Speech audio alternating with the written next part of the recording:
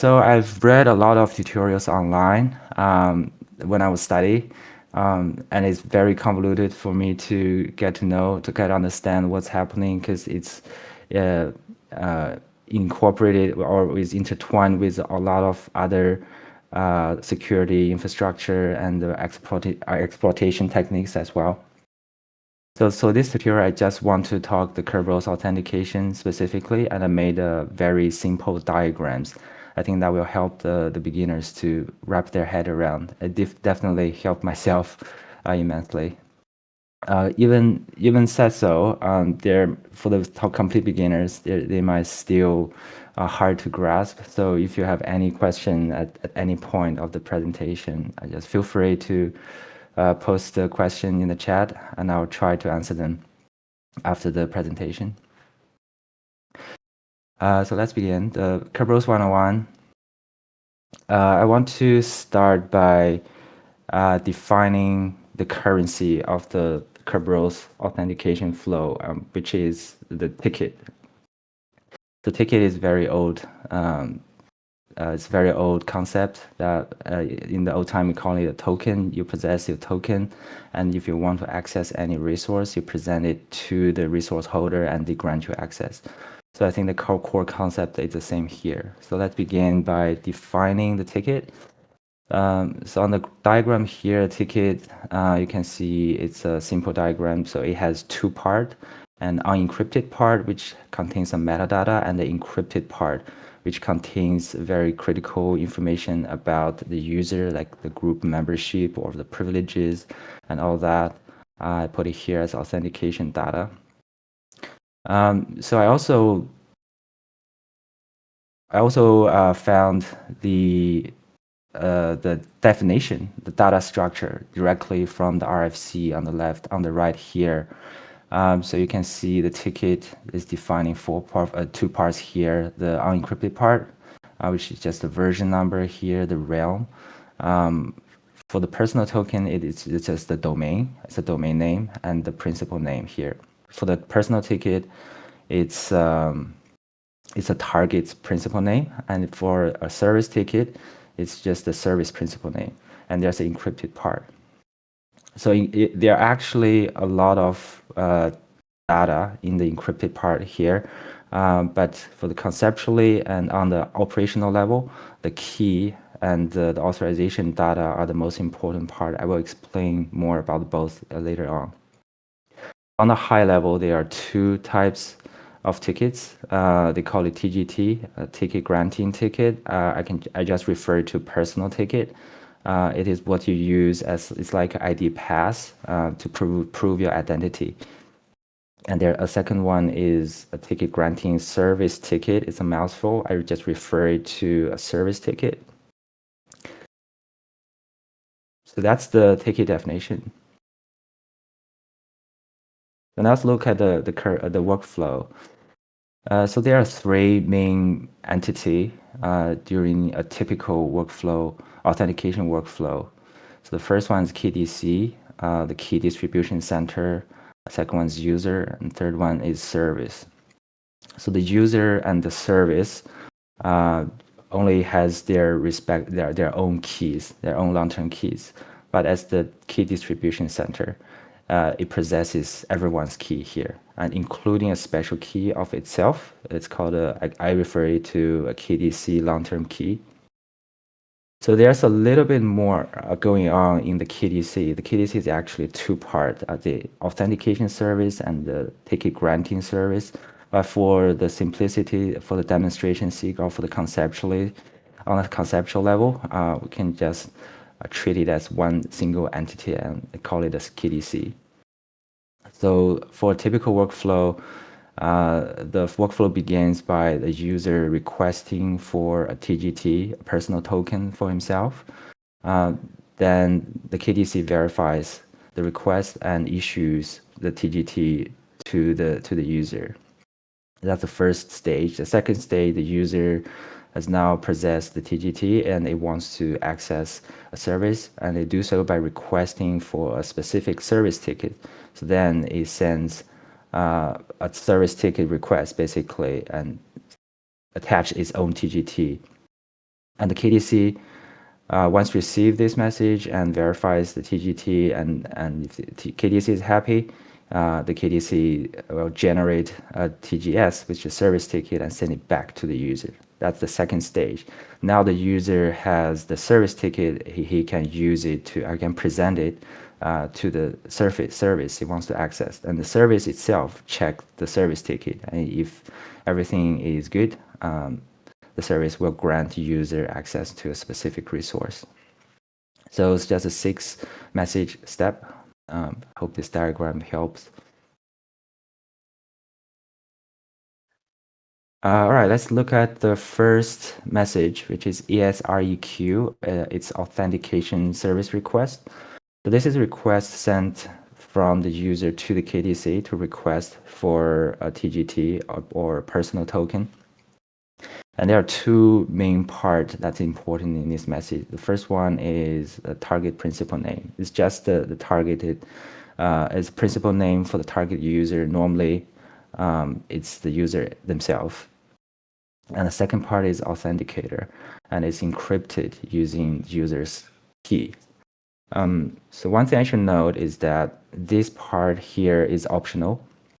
It doesn't, in the old days, the authentication part, they call it pre-authentication, because to acquire a TGT for a user, you have to kind of verify your own identity before the KDC can issue your TGT.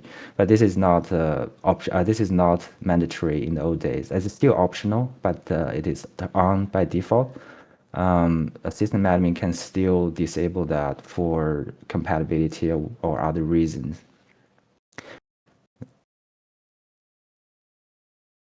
So the second message is ESREQ.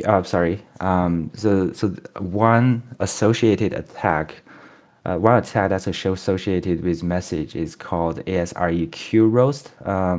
It's a standard attack methodology, but it's lesser common because it's harder to pull this attack off. So basically, so the principle of this attack is if an attacker is in the man of the middle position and they are able to capture this message, so they can actually take this encrypted part here offline and try to crack it. And by cracking it, they just prepare a long list of plausible password, the user's password, and they convert each password into the key and use that key to attempt to decrypt this part. If the decryption is successful, then they recover the user's key.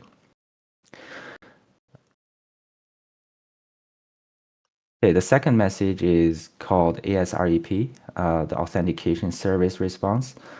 So once the KDC receives and verifies the user's identity in the previous message, it creates a TGT, the personal token, for that user and send it back to the user. So in this message, there are two two important part. One is the session key. So this is the user and the KDC session key.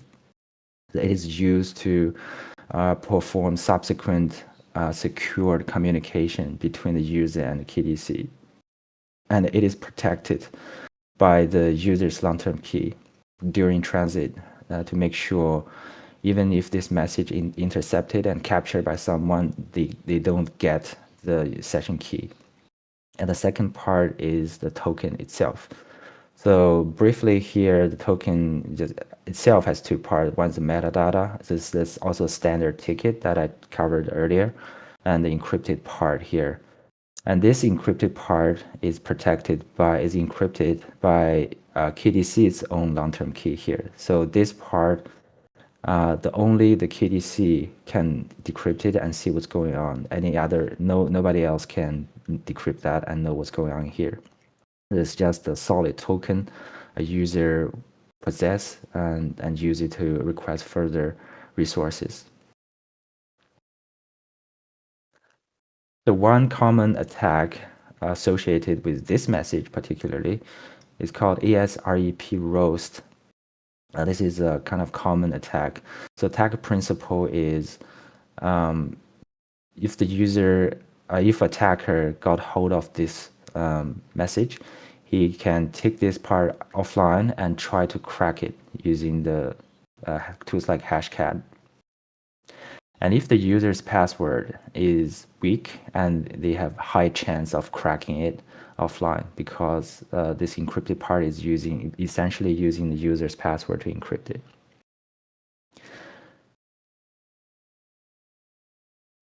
Right, so the next message is called TGS REQ, ticket granting service request. So now the user has gotten the TGT and it wants to request a service ticket for a specific service, and he sent this message to request. So there are three important parts in here. The first one is target SPN. It's just the target service principal name for the service you want to access, and an authenticator that proves who you are and is encrypted using the session key that is previously sent from the KDC. And the third part is the TGT itself. So here, when I first learning this, I had a question in mind. So if the user already possess the TGT token or ID pass to prove who they are, why do we need an authenticator and it's protected by the session key here? So the answer is the TGT and authenticator here combined prove the identity of the user, because the TGT itself alone is not enough, because anyone could potentially possess this token. Just because you possess this token, it doesn't mean the request comes from the actual user. But if you attach additional authenticator and it is encrypted using the session key here, which only the user, the previous user making this request possess. So once the KDC receive this message, it will use its it will use own key to decrypt this part. Do this to decrypt this part, and it grabs this session key and use this session key to unlock this part and check the authenticator. The authenticator is, for the simplicity sake, is just a timestamp, and it can verify the timestamp. If the timestamp is correct and is decrypted using this key here, and you can prove, and it is proven that this message is indeed come from the user and not anyone else.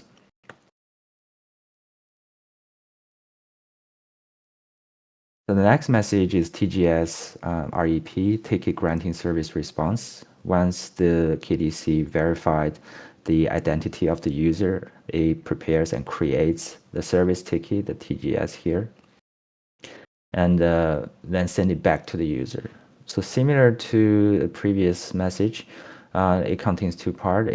This time it contains a session key between the user and the service, and it is protected by the previous session key, the user KDC session key.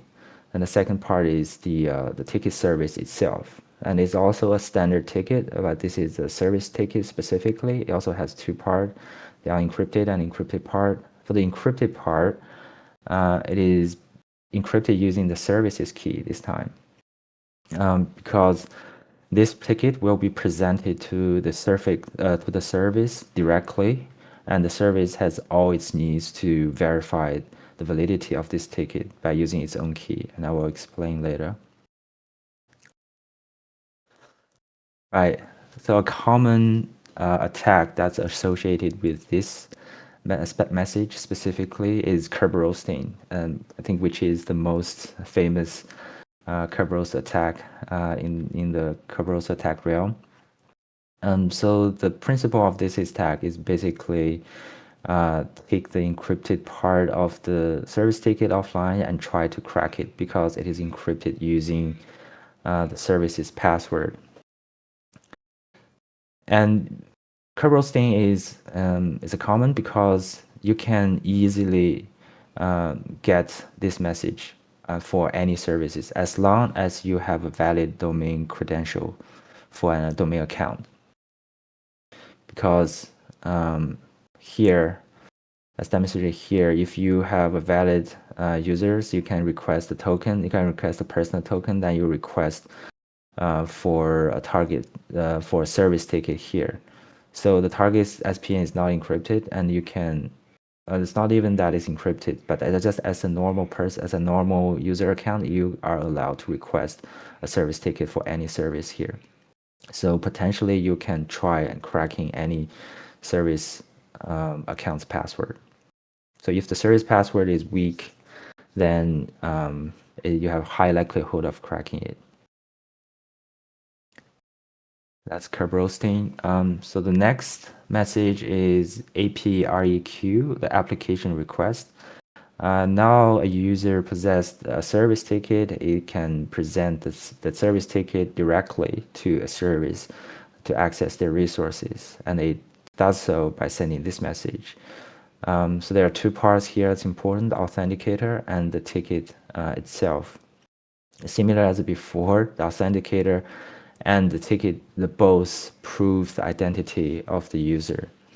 So when the service receives this, it uses its own long-term key and decrypt this part, and it grab this user service session key and use it to decrypt this part and to acquire the authenticator. So once that's verified, the service determined that it is indeed the user that made the request, and they proceed to grant access to the user.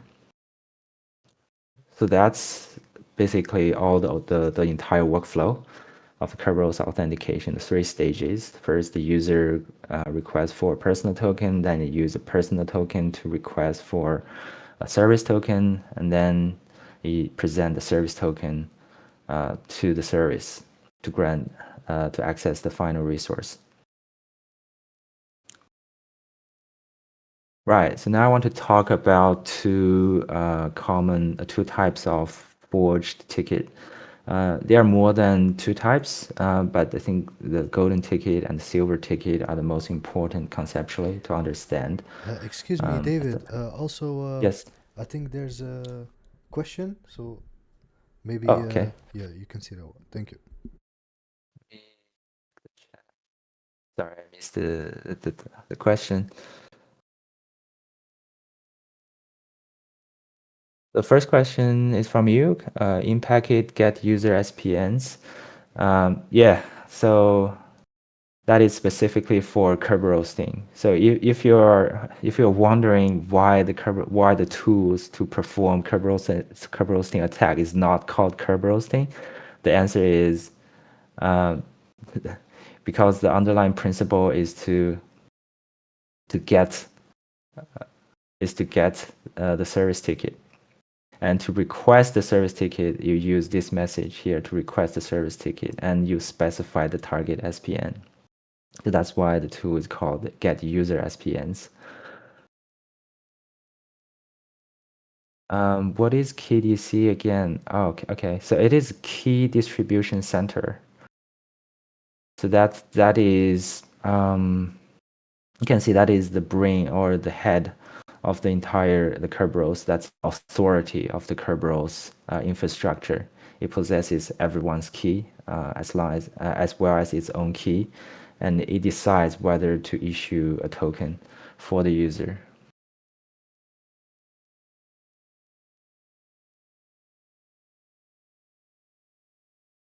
Yeah, that's right. So if you're familiar, if you played Windows the CTF, so the port 88 is normally associated with the KDC. Of course, there are a lot of ports as well. The port 88, I think it's unencrypted port. There are also encrypted port, but yeah, if you see the 88, and there's a high likelihood there's a domain controller hosting on the domain on that computer, and the authentication workflow typically goes through the port 88 on the domain controller.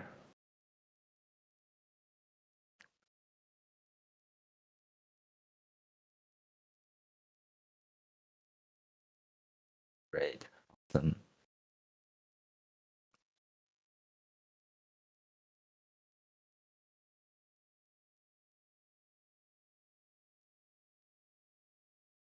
Do DCs and KDCs usually go hand in hand? Yes, I think the answer is yes. They usually go hand in hand, and the Kerberos is at the heart of the enterprise security and is handling a lot of heavy workload as authentication and authorization in the domain.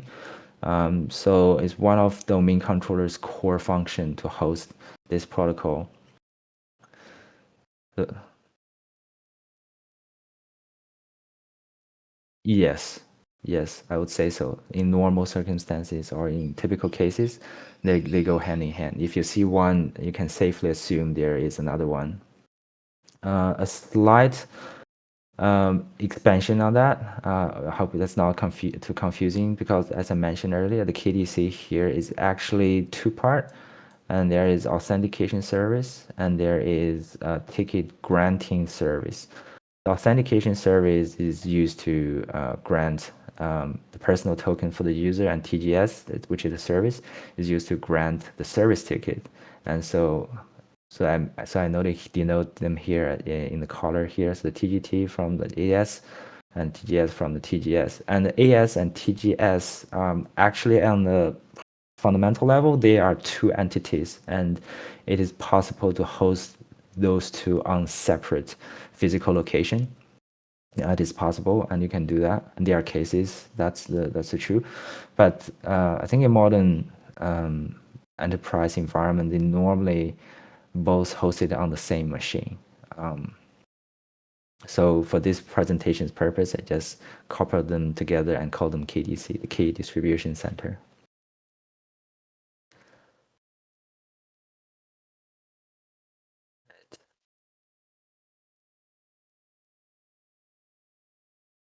Okay, sweet. So there are two type of forged ticket which I want to cover. I think it's important to understand. The first one is golden ticket. I think if you play the Windows CTFs, you must have heard of this golden ticket, and it was confusing for me to learn at the beginning. So it's basically a forged TGT. That's basically what it is. So within the encrypted part here, you can forge the authentication data. You can put whatever names here, and you can add whatever domain group membership or privileges here, and to make you immensely powerful for yourself, or just pretend to be anyone else. And you forged a session key here, and you encrypt this entire part using the KDC's long-term key. You can do that as attacker. You can do that because you have compromised the KDC's long-term key. And to do that, normally you would have to compromise the domain controller, and you dump everyone's key, which includes the KDC's long-term key. So once you have forged this part and you forge the entire ticket, you can present that here, right? You can present that to the KDC and request for a service as the forged user with the forged privileges. So you can request service ticket as a very powerful user in the domain, or essentially a domain admin. That's the golden ticket. So the second one is called the silver ticket. So in contrast to golden ticket, or it's very similar to golden ticket, it's essentially just the forged TGS, a forged service ticket. So similar to the golden ticket. Oh, sorry, I have a question here. So for golden ticket, this usually happens after you are domain admin and dump NT hashes of all users, including KRB TGT, right? And then you forget a ticket. You forge the ticket using the NT hash of curb TGT user's password. Yeah, that's correct. So as previously, so I touched on, so the KDC, the KDC has its own key here. So this key is also associated, because similar to user and service, every account can potentially possess their own key. So KDC also has an account. It's called KRB TGT. So it's a special account that only the domain controller, only the KDC possess. And the KDC's long-term key is essentially this account's key. So it use this key to encrypt the encrypted part in the TGT here. So once you go back here, once you dumped the entire domain, once you compromised the entire domain, by compromise I mean you have the highest privilege of the domain, like a domain admin or the administrator. You have the authority, or you have the privilege or capability to access every information on the domain controller, and which contains a database. It's called NTDS. DDS database. This database contains everyone's key, everyone's password, like all the information or all the key information about the domain users, and you can dump the information in here. And one of them is the TGT, Kerb TGT users long-term key, and you can use that key to forge and to encrypt the forged part.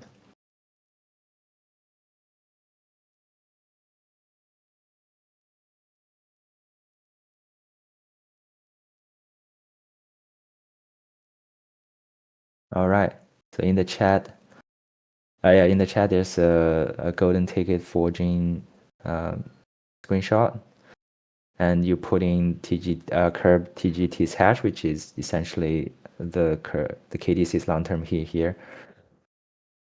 So the detailed format may vary. So you can use it as a hash, or it can also has the AES encrypted key, but it's all derived from the KDC's or the KRB TGT user's password. All right, so the next is a silver ticket. It's a forged service ticket. So similar to a golden ticket, you can forge the authentication part here. You can make it. You can put anyone's name here, and you can put any domain group membership or privileges here, and to make you an immensely powerful entity. And then you forge the user service session key. And after all the forged portion, and you can encrypt the entire part using the service long-term key. Again, you can do this as attacker because you compromised the service's password. And the service silver ticket is actually slightly stealthier than the golden ticket, because first you can compromise the service ticket. You don't have to compromise the entire domain to compromise the service ticket. So there is Kerberoasting attack that I introduced earlier. Here you can request for a service ticket, and you can take the encrypted part offline and try to crack it. And if the service's password is weak, and you have a high likelihood of recovering the service password. And once you have the service's password here, then you can forge a service ticket. And the second reason it's stealthier than a golden ticket is because this silver ticket or this service ticket is presented directly to the service without going through the KDC, like as a workflow here. So it sends this service ticket directly to the service, and service in typical workflow, the service doesn't talk to the KDC because service has everything it needs to verify the ticket and grant access to the user. So if you forge a service ticket, it's hard for the KDC, which has a lot of monitoring capacity or monitoring devices installed on the KDC, to notice.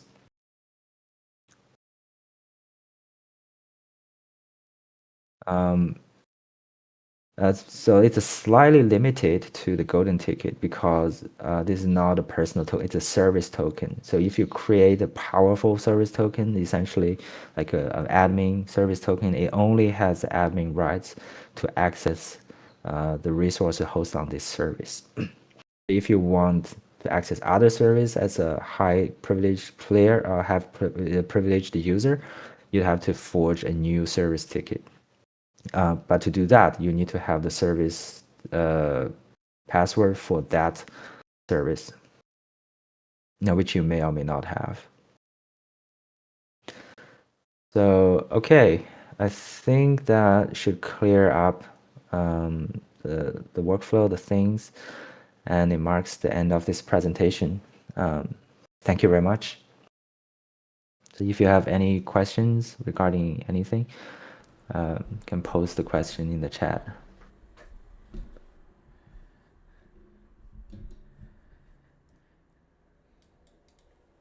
Hey, David, thank you very much, man. What an awesome and clear presentation. Oh, thank you. It's really fantastic to just be able to focus on port 88 and understand how the KDC works. And the tickets are always a confusing topic. When we're demonstrating a CTF, it's always hard to like take a minute and explain the tickets and the Kerberos and the SREP roast and Kerberoasting and all of those attacks and the imp packets. So it's great to just have a presentation focusing on that. You did a great job like explaining it clearly. Of course, if you want to understand it like on a deeper level, you have to really take a second and read your blog as well thoroughly and experience it, like solve some machines. So but thank you very Yeah. much. Thank you very much Yeah, thank you. for your time at 6 a.m. So Yeah, no worries. Thanks very much. Thanks very much for inviting me here. I'm very grateful for being here, and to present my work to people that find it useful. I think this is very meaningful endeavor for me as well. And thanks for it's an honor. providing this opportunity. It's an honor to have you here, man. Thank you very much for everything, and I hope everyone had a good time. And if you have any more questions, I think this might be your last chance. And otherwise, I'll share the blog post one more time. So if you want to find David, he's also on LinkedIn, and this is his blog. So and as you see, he's also in our Discord group. So if you have any specific questions, maybe you can ping him inside the group as well. And awesome having you here, David. And I hope you have a great day. Thank you everyone for being here. And we have one more question. Is a golden ticket mostly Oh, used one more for question. persistence? Or what would be the main reason? I think there's a question Yeah, up top. I think someone's asking for a diamond ticket. yeah. I think that's a good question. So like I mentioned, there are more than two type of forge ticket. There are diamond ticket, there are sapphire ticket, that's what they call it. But for the diamond ticket, it's essentially a golden ticket. But in the forge part here, it's not just random things that you imagine. You cannot put a random thing here. It has to be associated with the real person's account, with the real account, with the real data. And so in that way, it's easier to fool the KDC, because if the KDC may have a heavy monitor or protection, and it monitors, it checks if the authentication data here makes sense. If there is a user that doesn't even exist, then it will trigger the alarm. But if you use a real person's data here, and it's slightly harder for the KDCs to detect it. I think that's what they call diamond ticket.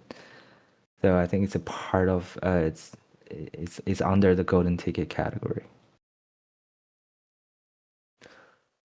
So is a golden ticket mostly used for persistent, or what would be the main reasons? Since we already have domain admin by the time we can request one. Thanks.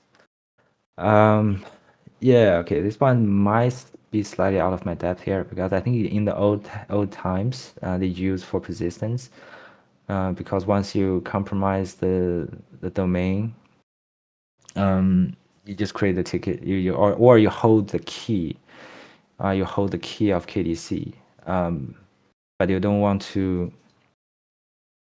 You don't want to access everything around as an administrator. It will raise alarm, right? So this is suspicious. So this is the system admin. There's only a handful of system admins in the system, and this one particularly just go around and access everything. So it can easily trigger an alarm or just raise eyebrows, like what's going on, why you're going around just accessing everything and changing stuff or requesting for resources. But if you can forge a TGT for essentially anyone, for a normal daily user or for an IT person, and you can use that IT person's token to perform some discrete or malicious IT actions, and it's more plausible and it looks more banal if that action is performed by an IT person rather than system admin. I think that probably makes sense. Yeah, for me also, Thank you. the exact reason, I'm not sure, but what I think is because sometimes in certain tools like Pink Castle or Purple Knight, you also see they say like the password for the Kerb TGT hasn't been changed in years or something like that. I don't know if it's auto changing or not, but I think in the case that it's not auto changing, that yeah, you have more persistence if they decide to change like a certain user's password, like admin. You still are able to forge tickets using this method, right? I think it's something like that. But Yeah, I think that's right. yeah, but yeah, man. Hey, thank you very much, David. And yeah, All hope right. to see you soon again. And good luck in all your endeavors and the rest of the certificates that you're going to get. And yeah, hope that you start pen testing full time soon, man. I think it's really the right time. So Yeah. Yeah. yeah, Thank man. you. Thank you very much. Hey, man. And thanks everyone for attending. Have a good morning. Sorry, it's morning for me. Have a good afternoon. Have a good evening. Thank you very much, man. Have a nice day. Bye bye, everyone. Yes. Bye bye. Bye. Bye.